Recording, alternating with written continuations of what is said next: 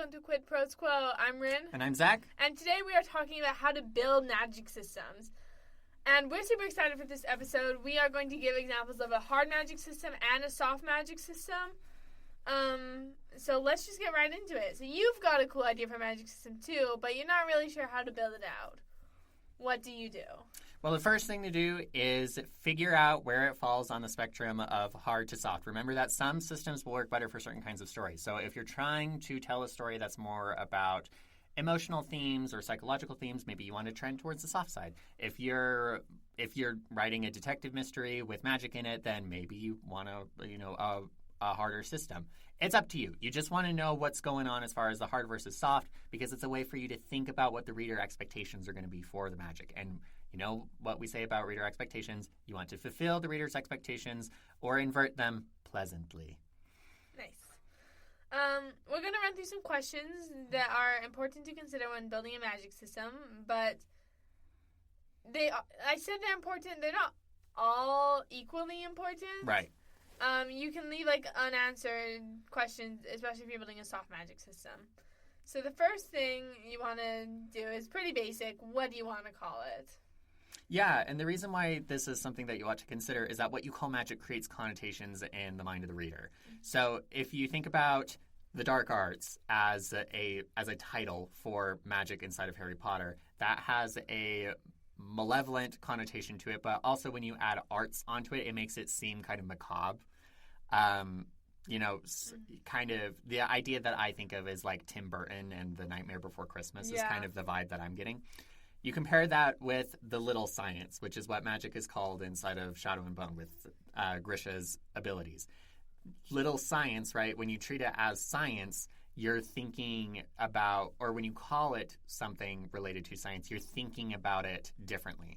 And then because we love The Last Airbender, bending, right? There's that one quote that a lot of people have pointed out that at the very, very beginning of the series, Katara says it's not magic, it's water bending, right? And so when you say bending, it creates, again, you're doing away with the connotations that magic has inside of the minds of the reader, and you're using this other term instead. So depending on what kind of you're going for, make sure that you call your magic according to those vibes, right? You want to match the vibes to the title. Absolutely. Next question, how powerful is it and what powers does it have? And here is an important time to remember, I think it's the second law of Sanderson, limitations are more interesting than abilities. So some authors will group powers into schools or other categories. Like I think of The Owl House, which is a show on Disney Plus or just Disney Channel in general, I guess. But they have the covens, and one is potions, one is abomination, one is plant magic. Yeah. So that kind of thing. Yeah, if you're borrowing categories from, something like the 4 classical elements or, whatever, you're going to have to navigate the connotations that readers already have with those categories. So if you're going to be doing an elementally based magic system, everybody's going to think of Avatar. I'm just going to say it. Everybody's going to think of it. You're going to have to deal with it. You're going to have to navigate it. Not a bad thing, just something to be aware of. So one method of deploying Sanderson's third law, which is, again, depth over breadth, is to iterate on each power you add to the system, which is, again, maybe instead of, the Owl House making, another coven, they're this actually fits better under, plant magic, even if it's not directly plant. Or in the last episode, Zac talked a lot about, how Avatar The Last Airbender does this really well with, water bending. It's water bending, that goes into steam and ice, and earthbending goes into sand bending and metal bending. So that's another example of using the third law. Yeah, and when you're going through and thinking about those iterations, you can think about where is this going to show up in society, right? If there are people who can do this, where is it going to show up in society? Next question, who can use it? There are a couple options here, it's a learned skill, you're born with the talent, someone gives it to you, everyone has it, etc. Yeah. And it's are you born special, or do you have to learn it, or do you have to be born special and learn it? In Harry Potter, that's learned inherent. You have to be born a wizard, but you can still learn it. Yeah, the magic system inside of the fifth season is very similar, where you have people who are born with the ability, but you need to refine it through training. So you can mix and match, you can combine. Yeah. And then you want to ask how common is the magic? Like, if it's a genetic thing, then, like, how many people are born with it? Like, every generation, I guess. Mm-hmm. And you don't have to have, like, actual numbers, unless it's a hard magic system, in which case you might have actual numbers, like every 1 in 500, which... That's still a lot. Yeah. That's a lot of people. I just guessed 500 as a number. Is it 1 in a million? Who knows? Yeah. I just pulled 500 as a random number. No, that's an actual example. I do soft magic system more often than not. I don't know numbers. I'm a writer. I'm also a scientist. I have no skills. I do biology. That's also whatever. Next question, how is it used? In other words, how does an observer know that someone is using magic? Yeah, and you can sort of think about the kind of metaphor that goes along with the magic system, right? Is magic a science that requires study, so like spellcasting in Harry Potter? Is it in like a physical exercise that requires training, like bending in The Last Airbender? Or is it like a spiritual discipline that requires inner refinement? Or is it more of a negotiation? Like in the Bartimaeus trilogy by Jonathan Stroud, all the magic is done through summoning jinn and other magical creatures. Oh my gosh, I've read that book. I think about it sometimes, but I can not remember what it's called. That's it. Yep, it's the Bartimaeus trilogy. Thank you. Yeah, you're welcome. In that case, magic is a kind of, it's a negotiation, even though it's like compelled negotiation, Yeah. Yeah. So, or in like D&D where like warlocks have like Yes. a patron. Yes. Which might be a more broadly applicable example because there's so many books out there, and the chance that we both have the Bartimaeus trilogy, low. The chance that we both remember reading the Bartimaeus trilogy, lower. Where are we? And then, how does the magic work? And this is kind of like what's under the hood. Yeah.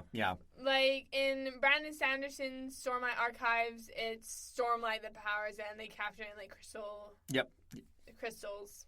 I want to say they're called bromes. Don't look at me. I've never read them. I don't know. I'm not enough of a Sanderson fan to actually remember stuff about his world. And before you come at me, I'm waiting for them all to be out. Okay, that's valid. I just know I'm going to forget. I read so many books in between, like books of a series, even if they're all out, that I just can't do it. I just can't do it. I just read them as they come to me, as the fantasy strikes me. A lot of like systems, whether they call it mana or not, they use mana, which is like some inherent force. In one of my novels, in my Studio Ghibli Gender Fluid Cinderella, I'm using mana, but I'm calling it stamina, which I think is so clever. And spelled stamina, but with an A instead of an I, or like so that's like some like more ethereal sources, I guess. Or is it science in this world, like alchemy, or is it God-derived power, which is like in D&D, or the Dauntless system that I will be elaborating on for my example of a hard magic system. And that kind of goes along with thinking about what the cost of the magic is, which we also mentioned in the last episode. So, if there's some kind of fuel that goes into the magic, then that's the cost. Yes, absolutely. Speaking of the second law, this is also a good time to talk about what are the limitations of the magic and what are the weaknesses of the magic. When I think about weaknesses, I think Sanderson writes this inside of his essay, it's like kryptonite. Like, it's what undoes the magic or what prevents magic from being used. Another example is like iron in Maleficent. Oh, yes. Where iron is harmful to fairies. Yeah. So that's a very classical example, iron being harmful to fairies. Yep. One of our last two questions, I suppose, is how is it used in society versus how is it viewed in society? In like Legend of Korra, bending is much more like mainstream, I would say, and is generally portrayed and viewed in a different way than it is in Avatar. Like, sure, in Avatar they use magic to like build houses, but in Legend of Korra they're like lightning bending to provide energy to the... Yeah, it's like a job. Exactly. Mm-hmm. Or it's like pro-bending, where it's a source of entertainment. Yeah. So, but that's also a job. They still get paid for, like, their bending matches. Right. And so an example of a system where magic is used in society versus, being viewed as evil or whatever, in one of the timelines in the 5th season by N.K. Jemisin, you have these people who can control basically tectonic activity, and they're used inside society to keep the world from tearing itself apart. But everybody is very mistrustful of them, and so they really don't like these people who are really ingrained into this society functioning. So they're viewed negatively, but they're really critical to the functioning of the society. Yeah, and when you have it viewed in an opposite way from where it's viewed in the society like that, it creates conflict, which again is really important in story. Mm-hmm. We're going to go through our examples of magic systems pretty quickly. My dauntless magic system, my tentative name for the magic is just divine intervention because it is a god-derived power.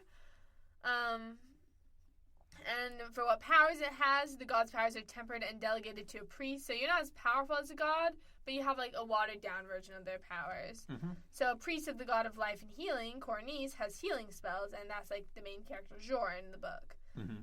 Who can use it? People who have sworn their fealty and service to a god, so essentially priests. How is it used? Usually you have to have not usually. There are no exceptions to this thus far. You have to have a holy symbol and you have to use spoken words. In Dauntless, I've been using French as a magic language. I'll probably alter it a little bit, like how J.K. Rowling altered Latin to be her language. Mm-hmm. But I gotta get back into French studies before I do that. It's so hard to like mess with the real language without accidentally making it just another word in that language that you know. It's rough. How does it work? It's derived from a god's power. So you see, I could have probably skipped this question because I answered it in the first question. What is the cost of magic? Every person has a certain amount of stamina used for casting spells of like different powers.